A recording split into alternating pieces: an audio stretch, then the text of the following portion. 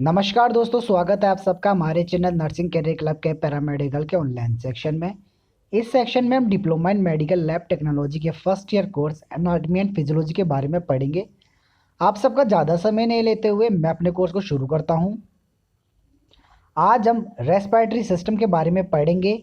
इस टॉपिक में हम निम्नलिखित पॉइंट कवर करेंगे, जिसमें introduction, nostrils, nasal cavity, pharynx, लैरिंग्स, trachea, bronchi, alveoli, lungs, diaphragm, external and internal intercostal muscles, mechanism of breathing, gas exchange, lung volume and capacities के बारे में पढ़ेंगे। हम सबसे पहले बात करते हैं रेस्पिरेटरी सिस्टम के बारे में कि रेस्पिरेटरी सिस्टम होता क्या है। तो सबसे पहले इसके इंट्रोडक्शन की बात करते हैं। रेस्पिरेटरी सिस्टम बॉडी का वह सिस्टम होता है जो मुख्य रूप से गैसों का एक्सचेंज बॉडी और एटमॉस्फेयर के बीच होता है।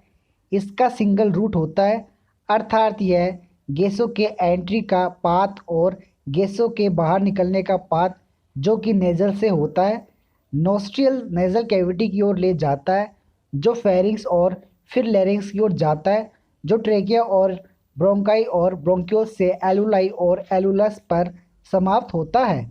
एलुलस गैसियस एक्सचेंज की साइट है जो हाईली वेस्कुलर होती है। नेजल कैविटी में नेजल हेयर और म्यूकस होते हैं जो कि ह्यूमिडिफाई एयर और डस्ट के पार्टिकल्स को लोअर रेस्पिरेटरी सिस्टम में एंटर करने से रोकते हैं। बॉडी के विभिन्न भागों में जाने के लिए गैसों को हीमोग्लोबिन से जोड़ा जाता है और एक्सटर्नल एनवायरनमेंट में उनको बाहर निकालने के लिए हार्मफुल वेस्ट गैसों को लंग्स में भेजा जाता है। यह डायग्राम रेस्पिरेटरी सिस्टम का है, जिसमें nasal cavity, लैरिंग्स, pharynx, trachea, lungs, diaphragm आदि ऑर्गन को बताया गया है। सबसे पहले बात करते हैं अपन नोस्ट्रिल्स के बारे में। नोस्ट्रिल्स रेस्पिरेटरी सिस्टम का फर्स्ट ऑर्गन होता है और साथ ही ऑल्फैक्टरी सिस्टम का प्राइमरी ऑर्गन होता है। नोज का मेन फंक्शन ब्रीथिंग है और नेजल कैविटी के नेजल म्यूकोसा और पेरानेजल साइनस हॉट एयर को मोइस्ट करके सांस की हवा की आवश्यक कंडीशनिंग करता है। नोस्ट्रिल में नेजल हेयर द्वारा एयर को फिल्टर और लार्ज पार्टिकल्स को लंग्स में एंटर करने से रोकता है। छींकना नोज से अनवांटेड पार्टिकल्स को बाहर निकालने के लिए एक रिफ्लेक्सिस क्रिया होती है जो म्यूकोसल लाइनिंग को इरिटेट या उत्तेजित करता है। छींकने से इन्फेक्शन फैल सकता है क्योंकि यह एरोसोल ड्रॉपलेट और पैथोजन से मिलकर बना हुआ होता है। नोज की bony structure maxilla, frontal bone और कई स्मॉल बोन से मिलकर बनी होती है। नेजल के कार्टिलेज सेप्टल, लेटरल, मेजर अल्नार और माइनर अल्नार कार्टिलेज होते हैं। मेजर और माइनर कार्टिलेज को ग्रेटर और लेजर अल्नार कार्टिलेज कहा जाता है। कार्टिलेज में एक नैरो स्ट्रिप होती है जिसे वोमरोनेजल कार्टिलेज कहा जाता है, जो वोमर और सेप्टल कार्टिलेज के बीच स्थित होता है। नेजल कैविटी की बात करें तो नेजल कैविटी फेस के बीच में नोज के ऊपर और पीछे एक बड़ा हवा से भरा स्पेस होता है। नेजल सेप्टम कैविटी को दो कैविटी में विभाजित करता है जिसे फोसेस कहा जाता है। प्रत्येक कैविटी दो नोस्ट्रिल्स में से एक की निरंतरता करती है। नेजल कैविटी रेस्पिरेटरी सिस्टम का अपर मोस्ट पार्ट होता है और नोस्ट्रिल से नेजोफेरिंग्स और बाकी पार्ट में सांस की हवा के लिए नेजल पासेस प्रोवाइड करता है। नेजल कैविटी दो वर्टिकल नेजल सेप्टम द्वारा डिवाइडेड होती है। प्रत्येक नेजल कैविटी के किनारे पर 3 हॉरिजॉन्टल आउटग्रोथ्स होते हैं जिन्हें नोज की नेजल कोकाई और टूरबिनेट्स कहा जाता है। नेजल कैविटी 2 सेगमेंट में डिवाइडेड होती है, रेस्पिरेटरी सेगमेंट और ऑल्फैक्टरी सेगमेंट। नेजल कैविटी में ब्लड की सप्लाई रिच होती है। ब्लड की सप्लाई इंटरनल और एक्सटर्नल दोनों कैरोटिड आर्टरीज की ब्रांचेस से होती है, जिसमें फेस की आर्टरी और मैक्सिलरी आर्टरी की ब्रांचेस शामिल होती हैं। म्यूकस नेजल कैविटी की गॉबलेट सेल्स द्वारा सीक्रेट होता है। इस डायग्राम में नेजल कैविटी को बताया गया है, जिसमें नेजल कैविटी के सभी पार्ट्स का एनाटॉमिकल व्यू दिखाया गया है। इसके सभी पार्ट्स कहाँ पर स्थित है यह इस डायग्राम में दिखाई दे रहा है। अब अपन बात करते हैं फेरिंग्स के बारे में।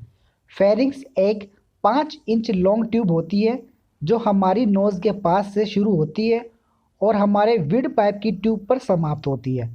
फेरिंग्स माउथ और नेजल कैविटी के पीछे थ्रोट या गले का पार्ट होता है और एजोफेगस और लैरिंक्स के ऊपर स्टमक और लंग्स तक नीचे जाने वाली ट्यूब होती है। ह्यूमन फेरिंग्स को पारंपरिक रूप से 3 सेक्शन में बांटा गया है: नेजोफेरिंग्स, ओरोफेरिंग्स और लैरिंगोफेरिंग्स। डायग्राम में देखते हैं कि फेरिंग्स को 3 पार्ट्स में डिवाइडेड किया गया है। फर्स्ट है नेजोफेरिंग्स, सेकेंड है ओरोफेरिंग्स और थर्ड है लैरिंगोफेरिंग्स। फेरिंग्स के ब्लड सप्लाई की बात करें तो आर्टेरियल सप्लाई की बात करें तो इसमें एक्सटर्नल कैरोटिड आर्टरी ब्रांचेस के माध्यम से अर्थात ascending pharyngeal artery, lingual artery, facial artery और मैग्जिलरी आर्टरी के द्वारा होती है। वेनस ड्रेनेज की बात करें तो वेनस फेरिंगियल फ्लेक्सेस द्वारा किया जाता है जो इंटरनल जुगुलर वेन में जाती है।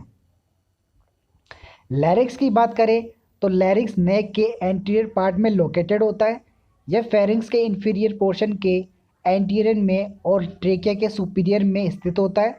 इसका प्राइमरी फंक्शन लोअर एयरवे को प्रोटेक्ट करना है जिससे रेस्पिरेशन को रोकने और एयरवे में फॉरेन बॉडी की एंट्री को रोका जा सकता है। लैरिंक्स के अदर फंक्शंस में साउंड का प्रोडक्शन, कफिंग, वसलवाग मैन्यूवर और वेंटिलेशन का कंट्रोल और सेंसरी ऑर्गन के रूप में एक्ट करना शामिल है। लैरिंक्स 3 लार्ज अनपेयर्ड कार्टिलेज से बना होता है।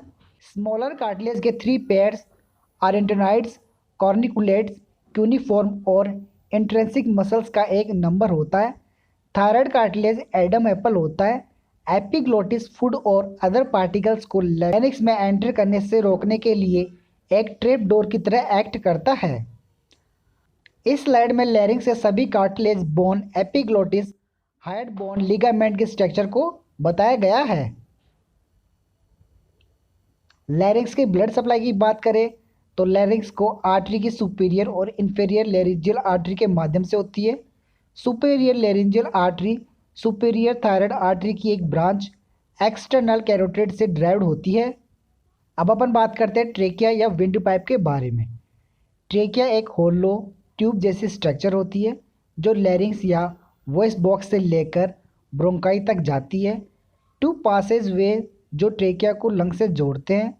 ट्रेकिया की एवरेज लेंथ लगभग 10 to 11 सेंटीमीटर होती है और एक मेल का ट्रेकिया आमतौर पर एक फीमेल की तुलना में लंबा होता है।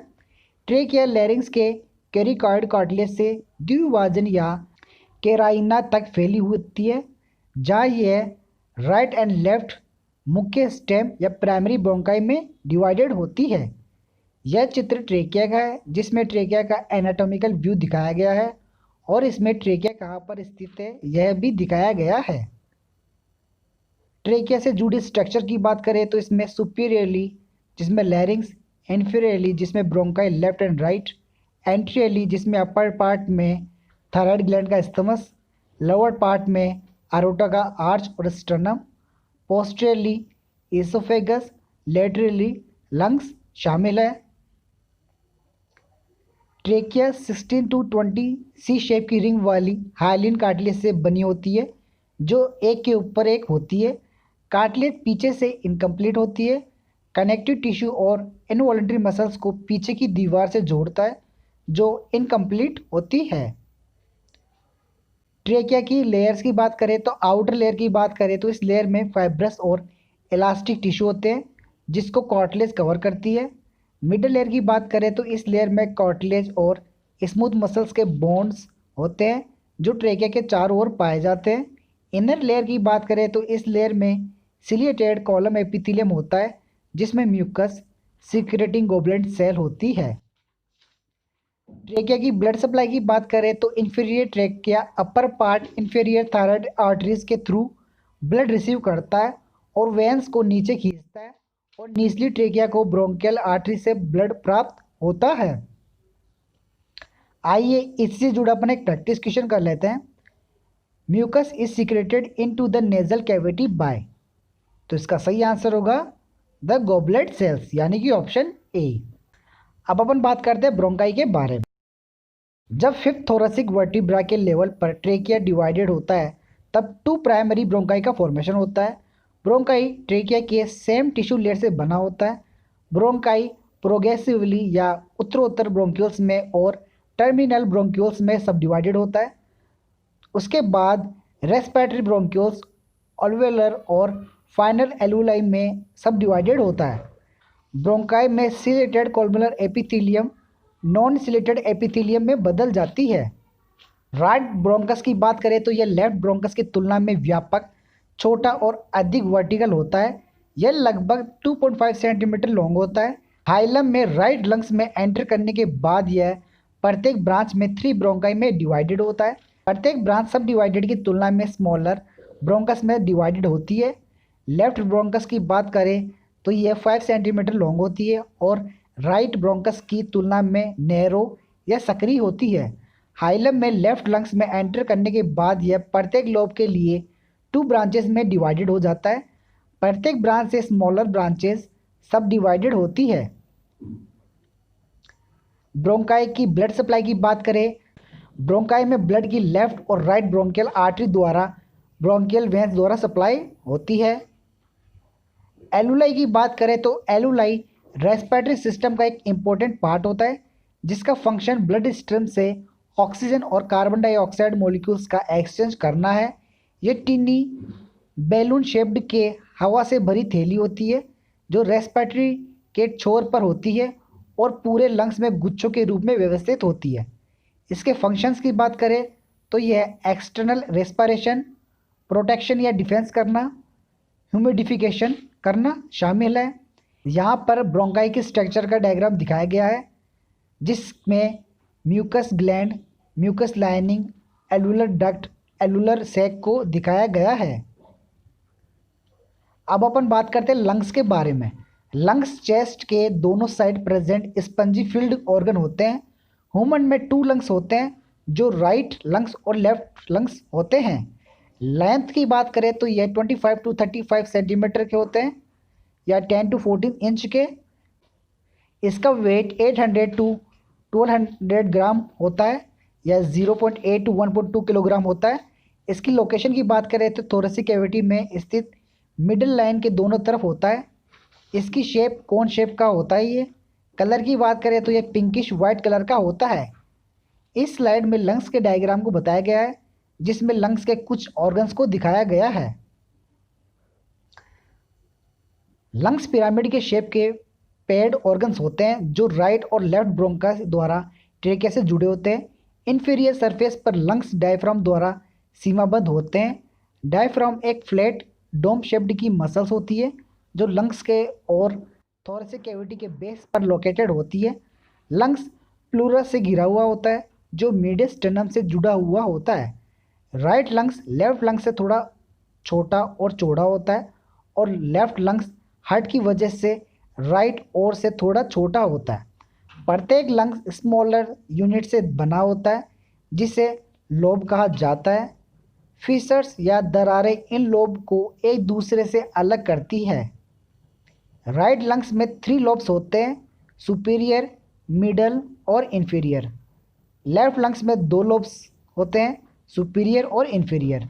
ब्रोंकोप्लुमिनरी सेगमेंट लोब का एक विभाजन है और प्रत्येक लोब में कई ब्रोंकोप्लुमिनरी सेगमेंट होते हैं। प्रत्येक सेगमेंट में टर्शरी ब्रोंकाई से एयर प्राप्त करता है और अपनी आर्टरी द्वारा ब्लड की सप्लाई करता है। लंग्स की लेयर्स की बात करें तो प्रत्येक लंग्स एक कैविटी के भीतर स्थित होता है जो प्लूरा से सराउंडेड होता है। सीरम मेम्ब्रेन होता है जो लंग्स को घेरे रहती है। राइट और लेफ्ट प्लूरा जो क्रमशः राइट और लेफ्ट लंग्स को घेरते हैं जिसको मीडिया स्टर्नम द्वारा अलग किया जाता है। प्लूरा 2 लेयर्स में मिलकर बनता है। विसलर प्लूरा की लेयर जो लंग्स के लिए सुपरफिशियल है और लंग्स के फीसर में लाइनों तक फैली हुई है। पार्शियली प्लूरा आउटर लेयर होती है जो थोरेसिक वॉल, मीडियस्टेनम और डायफ्राम से जुड़ती है। विसरल और पार्शियल प्लूरा एक दूसरे के साथ हाइलम से जुड़े होते हैं। इस डायग्राम में लंग्स के कुछ पार्ट्स को बताया गया है जैसे कि लंग्स के प्लूरा कैविटी, एक्सिलर प्लूरा और intercostal muscles, chest wall. Lungs की ब्लड सप्लाई की बात करें तो लंग्स के टिश्यू को ब्लड की सप्लाई इसके लिम्फ नोड और bronchi visceral pleura bronchial artery से होती है। एलुलाई और स्मॉल ब्रोंकाई की विनस ड्रेनेज निकासी प्लूनरी वेन द्वारा प्रोवाइड की जाती है, जबकि लार्ज ब्रोंकाई ब्रोंकियोल वेंस के माध्यम से होती है। अब अपन बात करते हैं डायफ्राम के बारे में। तो डायफ्राम रेस्पिरेशन में यूज प्राइमरी मसल्स होती है जो ब्रीथिंग की एक प्रोसेस होती है। यह डोम शेप्ड की मसल्स होती है और लंग्स हट के ठीक नीचे स्थित होती है।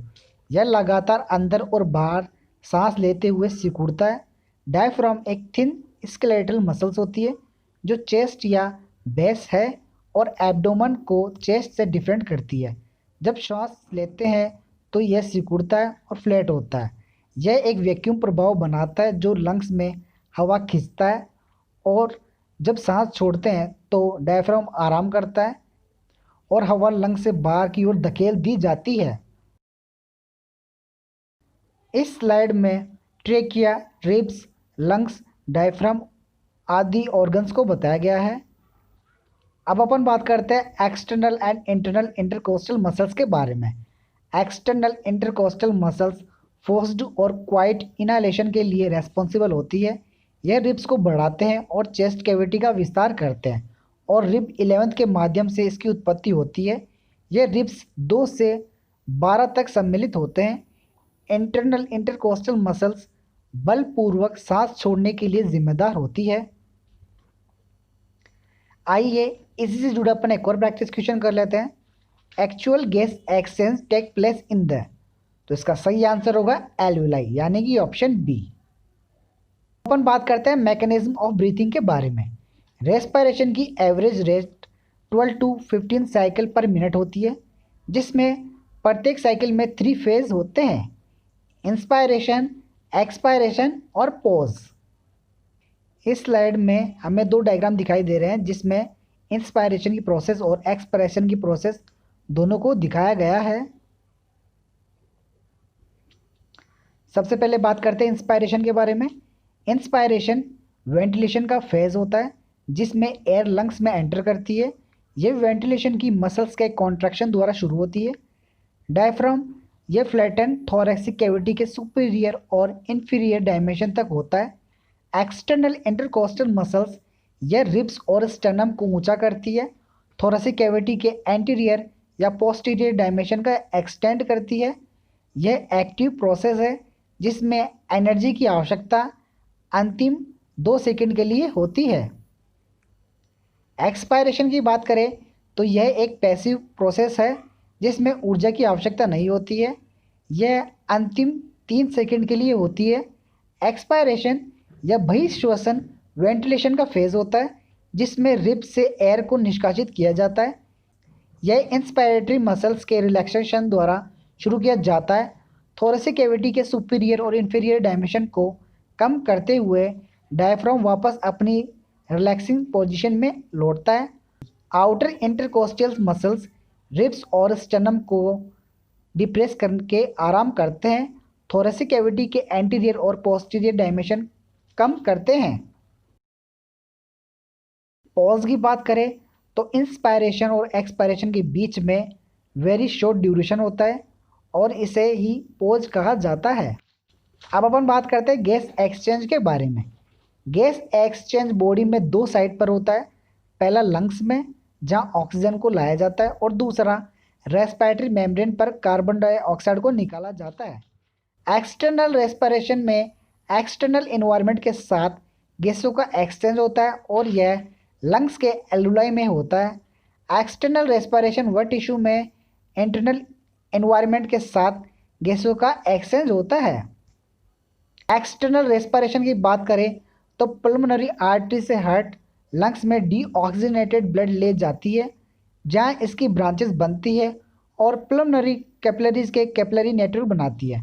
एलुलाई और कैपिलरी ब्लड में गैसों के पार्शियल प्रेशर और कंपोजिशन में डिफरेंस के कारण गैस एक्सचेंज होता है। ऑक्सीजन का partial pressure alveoli 100 mmHg 21%, blood capillary 40 mmHg की तुलना में अधिक होता है, इसलिए ऑक्सीजन प्रसार हाई कंसंट्रेशन से लोअर कंसंट्रेशन की ओर होता है। एलुलाई में कार्बन डाइऑक्साइड का दबाव 40 mmHg होता है और ब्लड सेल्स में यह 44 mmHg है, इसलिए कार्बन डाइऑक्साइड भी हाई कंसंट्रेशन से लो कंसंट्रेशन में भिन्न होता है। इसका अर्थ है कार्बन डाइऑक्साइड का कैपिलरी से एलुलाई में मूव किया जाता है। तो कार्बन डाइऑक्साइड को एलुलाई में मूव किया जाता है और इसे लंग्स से बाहर निकालने में निष्कासित कर दिया जाता है। यहाँ पर एक डायग्राम दिखाई दे रहा है जिसमें कार्बन डाइऑक्साइड और ऑक्सीजन का मूव दिखाई दे रहा है, जो कि कैपिलरीज और एलुलाई के बीच होता है। इंटरनल रेस्पिरेशन की बात करें तो इंटरनल रेस्पिरेशन गैस एक्सचेंज है जो बॉडी के टिश्यू के लेवल पर होता है। एक्सटर्नल रेस्पिरेशन के समान इंटरनल रेस्पिरेशन भी पार्शियल प्रेशर ग्रेडियंट के कारण सिंपल डिफ्यूजन के रूप में होता है। Partial pressure gradient respiratory membrane के विपरीत होता है। टिश्यू में ऑक्सीजन का पार्शियल प्रेशर कम होता है, लगभग 40 mmHg, क्योंकि ऑक्सीजन का यूज़ सेलुलर रेस्पिरेशन के लिए लगातार किया जाता है। इसके विपरीत ब्लड में ऑक्सीजन का पार्शियल प्रेशर लगभग 100 mmHg होता है। यह एक प्रेशर ग्रेडियंट बनाता है जो ऑक्सीजन को हीमोग्लोबिन से अलग करता है, ब्लड से फैलता है और टिश्यू में एंटर करता है। यह देखते हुए कि सेलुलर रेस्पिरेशन लगातार कार्बन डाइऑक्साइड का उत्पादन करता है, कार्बन डाइऑक्साइड का पार्शियल प्रेशर ब्लड में टिश्यू की तुलना में कम होता है, जिससे कार्बन डाइऑक्साइड टिश्यू से फैलने इंटरस्टिशियल फ्लूइड को पार करके ब्लड में जाता है या फिर लंग्स में वापस ले जाया जाता है, या तो हीमोग्लोबिन से बंधा होता है जो प्लाज्मा में डिसॉल्व होता है, या एक परिवर्तित रूप से होता है। जब तक हार्ट में ब्लड वापस आता है तब तक ऑक्सीजन का पार्शियल प्रेशर लगभग 40 mmHg होता है और कार्बन डाइऑक्साइड का पार्शियल प्रेशर लगभग 45 mmHg होता है। एक्सटर्नल रेस्पिरेशन के दौरान ब्लड को एक बार फिर ऑक्सीजन के रूप में वापस लंग्स में पंप किया जाता है। इस डायग्राम में दिखाई दे रहा है कि कार्बन डाइऑक्साइड इंटरस्टिशियल फ्लूइड से प्लाज्मा की ओर जा रहा है और ऑक्सीजन प्लाज्मा से इंटरस्टिशियल फ्लूइड की ओर आ रहा है। आइए इसी से जुड़ा अपन एक और प्रैक्टिस क्वेश्चन कर लेते हैं। During inspiration air passes into lungs due to, तो इसके ऑप्शन है increase in volume of thoracic cavity and fall in lung pressure, fall in pressure inside the lungs, increased volume of thoracic cavity, muscular expansion of lungs. तो इसका सही answer होगा increase in volume of thoracic cavity and fall in lung pressure, यानी कि option A. अब अपन बात करते हैं लंग वॉल्यूम एंड कैपेसिटीज़ के बारे में। तो सबसे पहले बात करते हैं अपन एनाटॉमिकल डेड स्पेस के बारे में। एनाटॉमिकल डेड स्पेस एयरवे में वह स्पेस होता है जो गैसेस एक्सचेंज के लिए यूज़ नहीं किया जाता है। एनाटॉमिकल डेड स्पेस लगभग 150 ml होता है। टाइडल वॉल्यूम की बात करें तो यह प्रत्येक साइकिल के दौरान लंग से अंदर और बाहर निकालने वाली एयर का अमाउंट होता है जो कि 500 ml का होता है। इंस्पायरेटरी रिजर्व वॉल्यूम की बात करें तो इंस्पायरेटरी रिजर्व वॉल्यूम एयर का वह अमाउंट होता है जो अधिकतम के दौरान लंग्स में जा सकती है। नॉर्मल वैल्यू 2000 to 3000 ml होती है।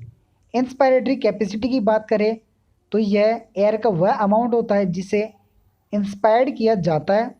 इंस्पायरेटरी कैपेसिटी इस फॉर्मूले से निकाल सकते हैं, inspiratory capacity is equal to tidal volume plus inspiratory reserve volume.